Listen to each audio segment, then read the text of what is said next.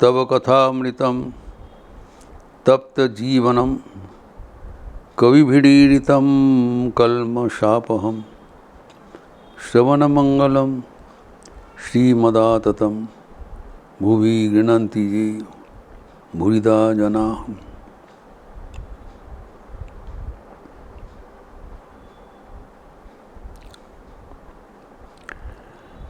भक्तगणों के बीच श्री रामकृष्ण का सत्प्रसंग हो रहा था श्यामपुर गुड़बाटी में।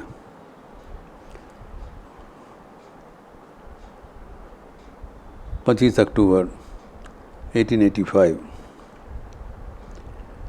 प्रधानतः डॉक्टर महेंद्रलाल सरकार को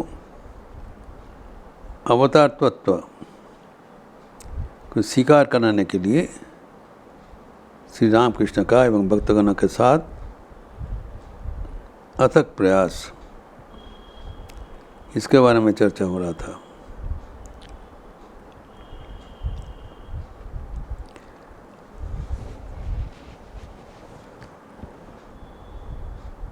डॉक्टर सरकार अपना पक्ष रखा था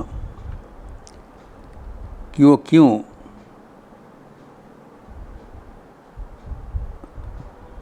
रामचंद्र को अवतार रूप से स्वीकार करने में असमर्थ है।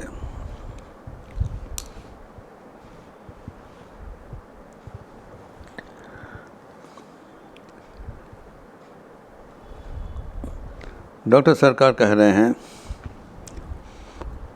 मैं रामचंद्र जी को अवतार रूप से कैसे मानेंगे? एक तो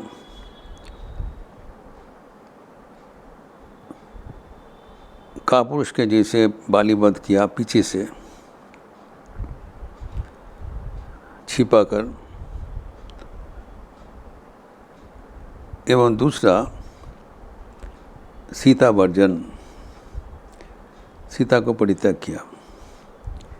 ये दोनों ही चर्चा हम पहले किया है, पहले क्या कर चुके हैं। और हम लोग ये भी देखे हैं कि इसके खिलाफ गिरीश चंद्र घोष स्वयं बोल रहे हैं, श्री रामचंद्र अवतार थे इसलिए ही ये सब कर्म कर पाया,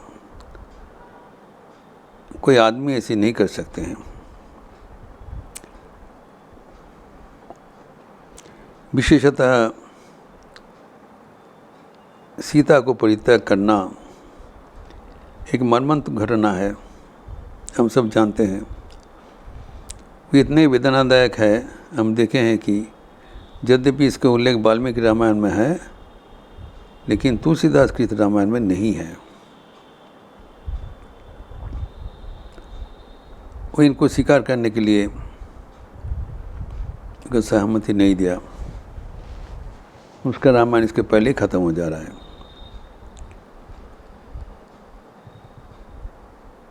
तो हम साधारणतः देखते हैं कि जो पब्लिक क्रिटिसिज्म को अवॉइड करते हुए करने के हेतु रामचंद्र सीता को परित्याग किया। उनके खिलाफ जो अपवाद रटना हुआ था उसको रद्द करने के लिए सीता को परित्याग किया। लेकिन साधारणतः अगर हम विचार करें, रामचंद्र के तो पता था कि सीता निर्दोष थे,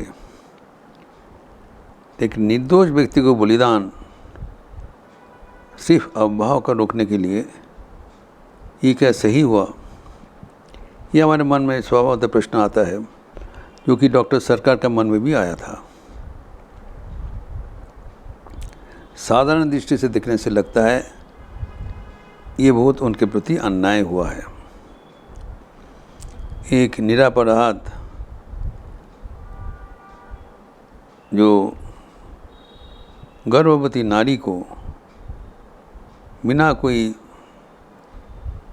दोष वनवास में प्रेषण करना कोई भी व्यक्ति के लिए अपराध गण्य होगा, एवं उसको फिर जो किया है उसको भगवान रूप से मानना, अवतार रूप से मानना कितना कठिन है। लेकिन गिरीश को जो बोल रहे हैं उसका भी तात्पर्य है, वो कहते हैं ये एकमात्र भगवान के लिए ही संभव है, कोई इंसान इतना बड़ा स्टेप नहीं ले सकते हैं। भगवान रामचंद्र को पता था क्या सही है क्या नहीं सही है, लेकिन राम राज्य गठन करने के लिए, स्थापन करने के लिए चरम त्याग की भी ज़रूरत था। वो जानते थे कि कल्याण के लिए, जगत कल्याण के लिए ये ज़रूरी है, इसलिए किया। इसके लिए उनके व्यक्तिगत रूप से या सीता का व्यक्तिगत रूप से कितना ही कठिनाई हो, इस दृष्टि से उन्होंने किया था कि वो इतना वरिष्ठ पदक्षेप कोई साधारण व्यक्ति नहीं ले सकता है। ये गिरीश घोष का जो दलील है, मोटा तौर पर ये विचार जो है कि भगवान का कार्यकलाप साधारण जीव उसको समझना संभव नहीं है। जीव का शक्ति, उनका विचार सीमित है, भगवान असीमित है उनका ज्ञान। उनको साधारण जीव जैसा गण्य करना हमारा गलत हो जाएगा, जो कि साधारणतः हम लोग करते रहते हैं। हमारे विचार परिमाप से हम भगवान को परिमाप करने जाते हैं, ये सबसे बड़ा गलती है। तो ये बात वहाँ पर चर्चा हुआ था। इसके बाद वहाँ पर श्री रामकृष्ण भक्त ईशान जी उपस्थित थे। वो भी डॉक्टर सरकार को बारंबार विभिन्न युक्ति तर्क दे के समझा रहे हैं कि रामचंद्र अवतार थे। अभी फिर उन्होंने बता रहे हैं, आप रामचंद्र का अवतार रूप से भगवान जो अवतार हो सकते हैं, ये तत्व क्यों नहीं स्वीकार कर रहे हो? अभी अभी तो आपने स्वयं स्वीकार किया कि जो विभिन्न रूप सृष्टि किए हैं वो साकार है, एवं वही व्यक्ति जब हमारा मन का सृष्टि किया, मन का कोई आकार नहीं रहता है, जब निराकार मन का भी सृष्टि किया है तो निराकार भी है, एवं भगवान के लिए सभी होना संभव है। ये डॉक्टर महेंद्र सरकार कुछ समय पहले ही ये घोषणा किया था कि भगवान को कार्य से हम देखते हैं, वो साकार भी है, निराकार भी है, उनके लिए संभव है, ये विचार से संभव नहीं होगा। तो आपने मान लिया था, फिर अभी क्यों नहीं मान रहे हो? ये उनका प्रश्न रखा है। नौ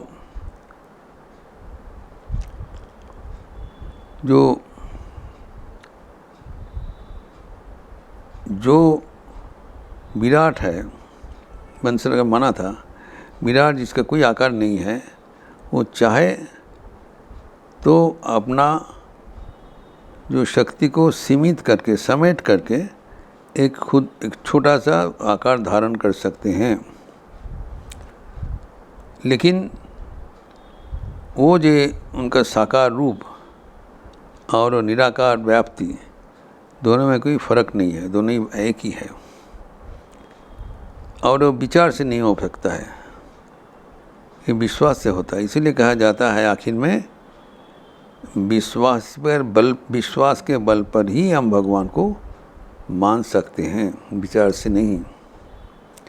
विचार के परे है, वो वाक्य मन का परे है। नमो नमो प्रभु वाक्य मनातीत, तो वाणी और मन के परे हैं, वो विचार का विषय नहीं है, लेकिन विश्वास के विषय है। इसलिए कहा जाता है, विश्वास से मिलाए वस्तु तौर के बहु दूर। भगवान को अवतार तत्व में विश्वास कर ले। कैसे विश्वास करें? साधु महात्मा को जीवन देखते हुए, जो भगवान को निरंतर भजन कर रहे हैं, उनके जीवन देखते हुए हम ईश्वर हैं इसका अस्तित्व स्वीकार करते हैं विश्वास के बल पर। और जब विश्वास के बल पर ईश्वर के अस्तित्व स्वीकार कर लिया, अवतार को मान लिया, तब हमारे आध्यात्मिक जीवन परिपुष्ट हो जाता है। जब भगवान को हम मान लेते हैं तब भगवान की कृपा से हमारा जीवन भी भगवत केंद्रित रहता है एवं जो हम यथार्थ भगवान के यथार्थ भक्त बन जाते हैं। भगवान की कृपा से उनके सारे लीला, सारे जो उनका जीवनी, उसको हमारा सामने प्रतिभात हो जाते हैं। लेकिन भगवान को, अवतार को मानना उन्हीं का कृपा से विश्वास के बल पर हो जाएगा, विचार के द्वारा नहीं। तो यहाँ पर जो ईशान को जो विचार किया है, ईशान ये क्यों नहीं इनका आप मानते हो? पहले तो आप माना था, अभी अभी माना था, फिर आप क्यों नहीं मानते? क्योंकि हमारा ये संदेह आ जाता है। हम जो मानते हैं वो स्थिर नहीं रहता है, लेकिन भगवान को जब दर्शन हो जाता है तब वो मानना स्थिर बन जाएगा। तो जब तक हमको ईश्वर का दर्शन नहीं होगा तब तक ईश्वर को मानना ये अपेक्षिक है, टेम्पोररी है। बराबर के लिए हमारा सब संदेह निरसन होगा भगवान को दर्शन करने के उपरांत। जो परम दृष्ट्वा निवर्तति, भगवान के दर्शन के बाद हमारे सारे संदेह, सारे समस्या मिट जाएगा। इसलिए डॉक्टर सरकार कह रहे हैं अगर वो कृपा करके एक दर्शन दे दे तब तो सब गोल मिट जाता है। लेकिन जब तक दर्शन नहीं होता तब तक हमारे विश्वास के बल पर उनके विश्वास का, उनको वो है उनका प्रतीति, उनको उपस्थिति मानकर आगे चलना पड़ेगा और विचार के ऊपर नहीं। विचार करने से हमारे उसका शेष नहीं कर पाएंगे। और वो इतने व्यापक है, इतने बड़े हैं, हमारे विचार के परिमाण के बाहर है, सीमा के बाहर है, ये मान लेना चाहिए। जब अहंकार के कारण हम समझते सब कुछ हम समझ लेंगे, ये गलत है। इसीलिए जो इसका जो ईशान का जो प्रश्न था, जब आप मान लिया, आप क्यों नहीं मानते हो, इसका उत्तर श्री भगवान मजाक करके दे रहे हैं। वो